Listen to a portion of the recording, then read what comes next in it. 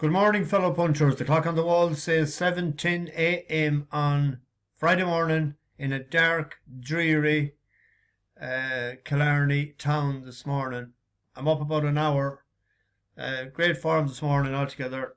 And I'm not tired, and I am looking after myself. And thank you for your concern. I'm way better now than I was a couple of years ago. I was being a lot of pain 2 or 3 times a year. That hasn't come back in 18 months, so I must be doing something right. I'm loving it. I'm enjoying it. That's why I'm doing it. Yesterday was a long, enjoyable day. Got off yesterday morning to Ross Castle, brought bread with me, feed the ducks, and there was a couple of swans there with their 2 small babies. Fed them. They were very possessive. They were trying to scatter the ducks away. So there was a good few filming me, and several people said they were coming to you, they know you. Well, I've fed them a few times, and I'm going to feed them again. I enjoy that. Love animals. And we headed on to Kinmare, and I sent Tim and Laura into Quills, and they bought some stuff, but the one garment she wanted, they hadn't it in her size, which was a bit of a disappointment, but she has a very positive attitude, and she said, if it's not to be, it's not to be. So then I said to them, I'll be back in 15 minutes. I had said just in the morning I might visit the Blue Bookie. So I went up along to the Blue Bookie, and as I was going in the door, I noticed a gentleman in a t-shirt and a pair of shorts.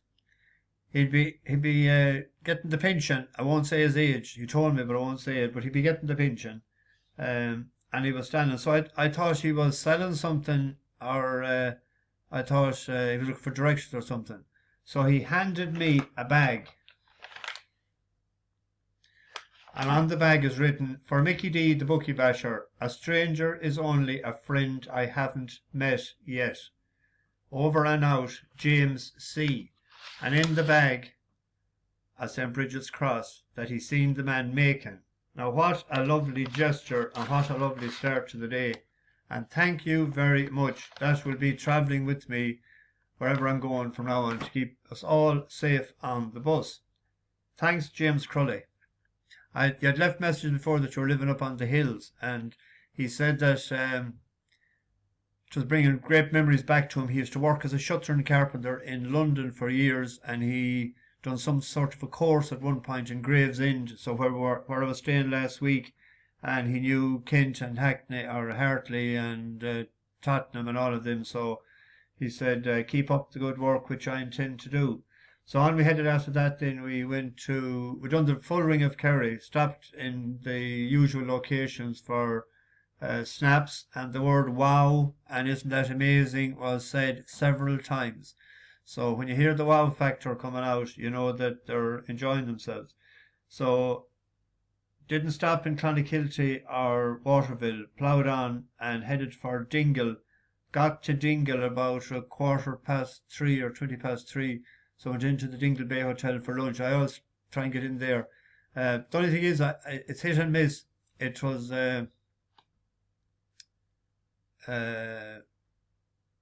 what was on the menu again yesterday? Can't think, but it's the usual thing all the time. I prefer beef or lamb.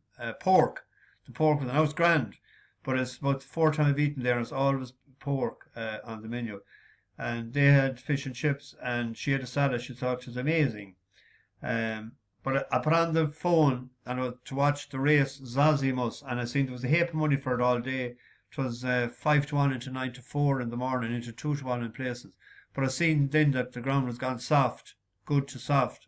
I knew we were goosed, because I had it picked thinking that it was going to be good ground and 9 furlongs.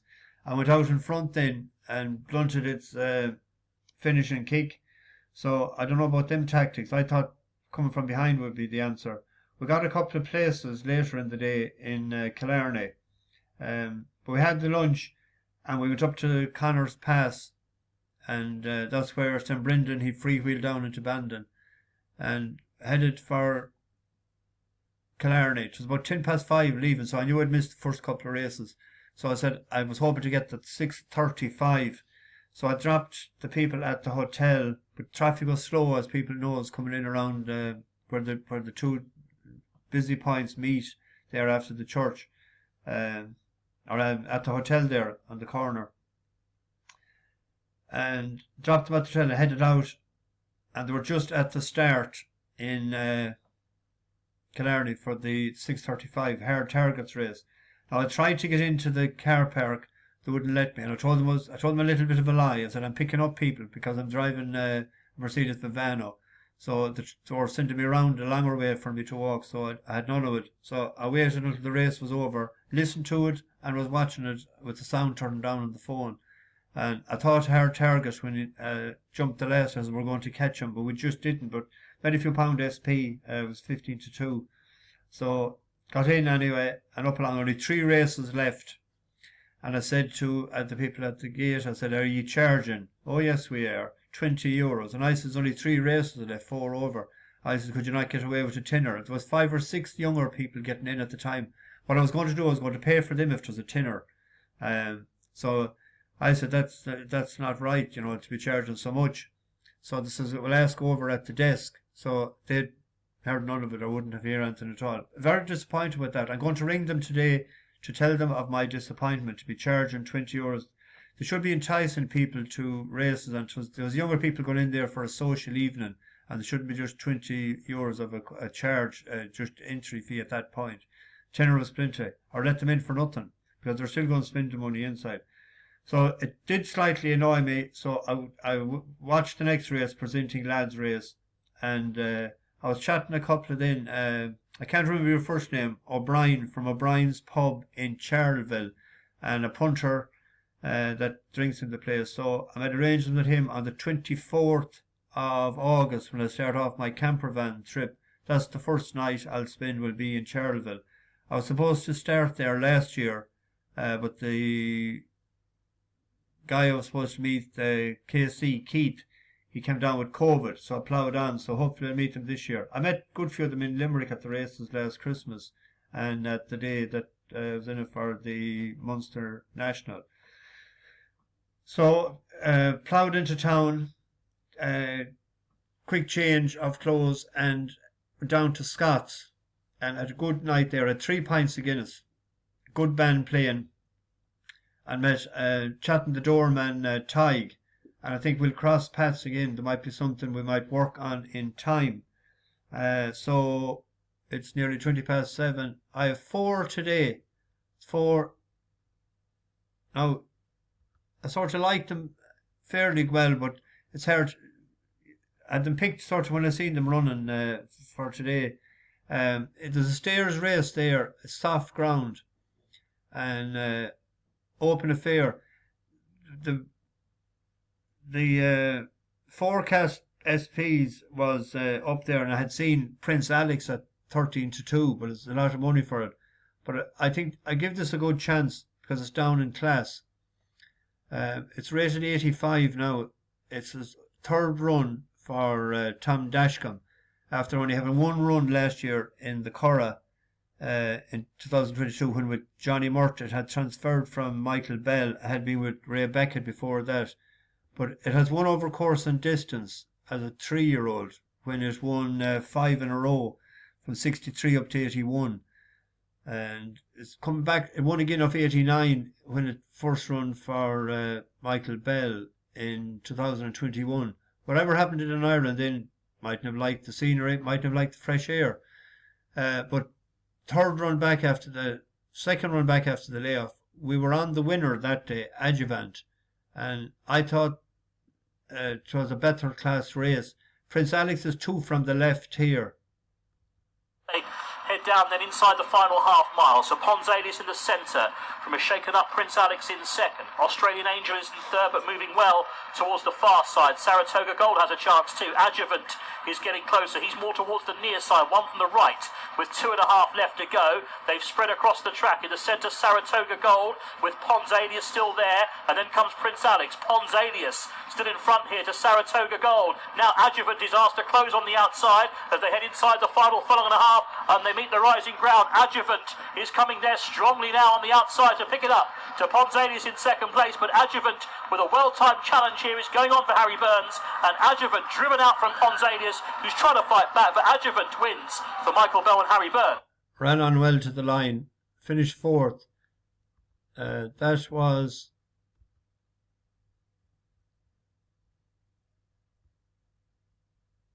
in a class 3.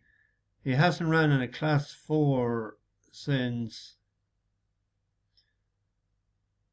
Hannibal crossed the Alps on an elephant ages back, and he actually won the last time he was in a class 4.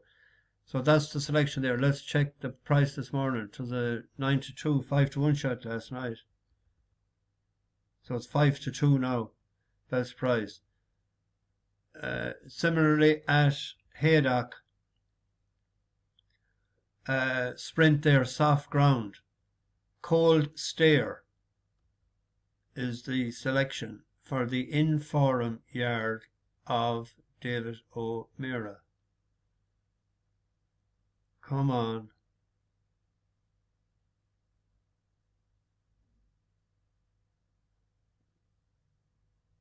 No, don't show. But on its last run, it was drawn wide in air. This was only the other day.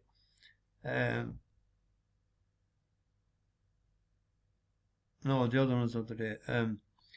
It was drawn wide, so it was near the back of the pack, but it makes a good run towards the finish. And if it had get a bit racing better down break, inside the final furlong and a half. Polroche in the centre, the yellow there with Bay of Hope, and over on the far side, and it's Thunder Roar, Judgment Call trying to stay on, and so too is Cold Stare. They're inside the last round. It's Thunder Roar who's coming home strongly from Bay of Hope, then Polroche and Cold Stare racing up towards the line, and it's Thunder Roar under Tom Eves. It's Thunder Roar to win, Cold Stare in second, then Bay of...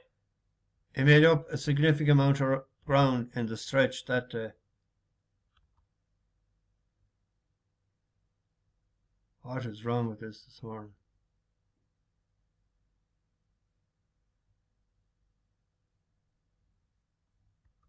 I don't know. I did say it was dark and dreary, didn't I? Romero's going well. It's course and distance winner. It's drawn better today. Hopefully, it'll. When we see check the prices. Oh, we did already.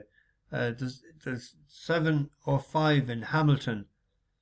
I thought an each way bet in that race was Illusionist. We've seen it running the other day when we were on 12th night.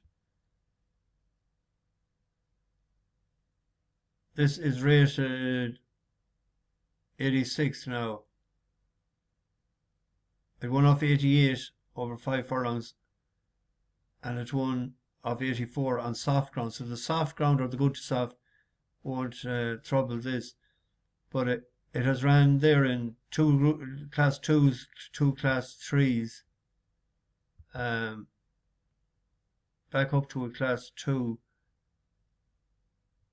But it's with the yellow sleeves, 4 from the right. Didn't get a run in time when it ran on. This was only on approach the final furlong and a half. And near side is Averama Gold, who's gone on from Thunder Roar. Manila Scouts is next. Palliar finishing off on the far side with Tinto. Near side, Music Society finishing well. And here's Ramiro bursting through fast and late. Ramiro has come through to take it near the line. Ramiro will go on and win from Music Society. The strong finishing Rock Melody also finished with a flourish, as did... That'll be an each way bet in the 705 at I had picked out 11-2, 5-1 last night. I see 365 are chalking up a lot of prices shorter than they used to before, because they're not guaranteeing them until 8 o'clock now. So be careful of that the night before with them. They're not near as competitive as they were. Our good old Rock Melody, I was saying that 6 furlongs, when you go to that we tip it, and it was placed the other day at 28-1. But I think just Illusions is a bit classier. Hopefully I'm right. One in Killarney. Michael McCarthy is going today. The flat Shrudy going on a jumps day. And I seen our jump Shrudy the other day was in Killarney. As well, another list old book. Gone to the flat rats. So I don't know what the order is coming to. But Gondor, the last day, ran pretty well in Limerick. What is wrong with this?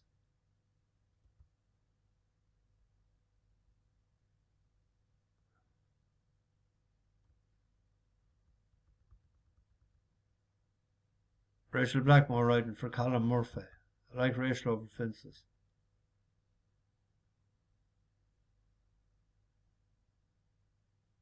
There we go.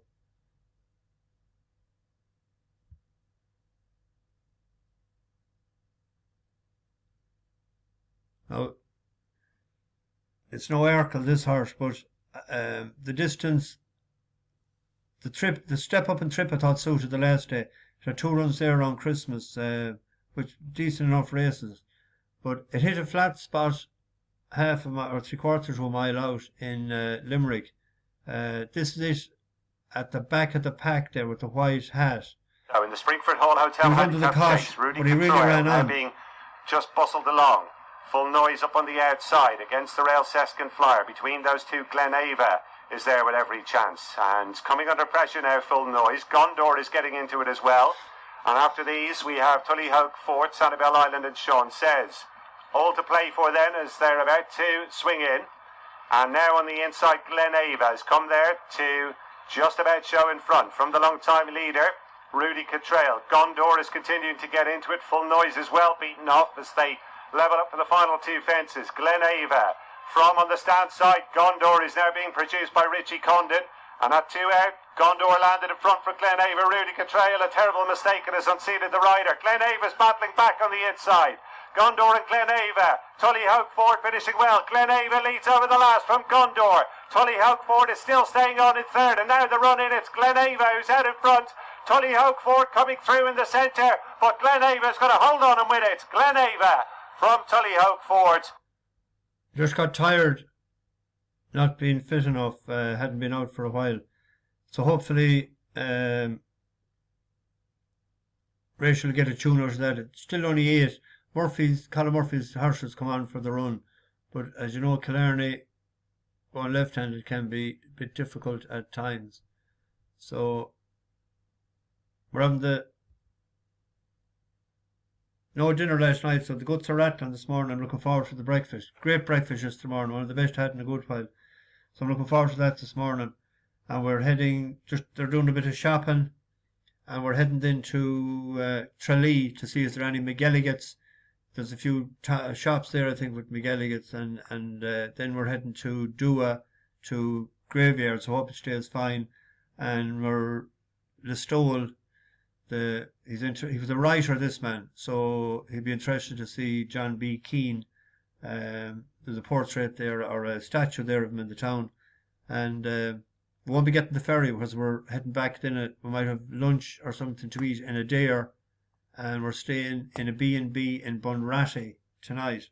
So I haven't been in Bunratty in a while, so we get to Bunratty Castle. And then tomorrow night we're staying in Galway. So it'll be socialising and poker tomorrow night. And then we're heading on to Trim on Sunday, staying in the Knightsbrook in Trim on Sunday night, and home Monday, off then next week, getting ready for Galway the following week. I seen a message last night. We're looking to see something about doing a tour from the 29th to the 4th, but I had told them that I was off Galway week, so they must have their dates mixed up. So we'll be in Galway a few days and we'll be studying for them fairly well. Bash the bookies, over and out.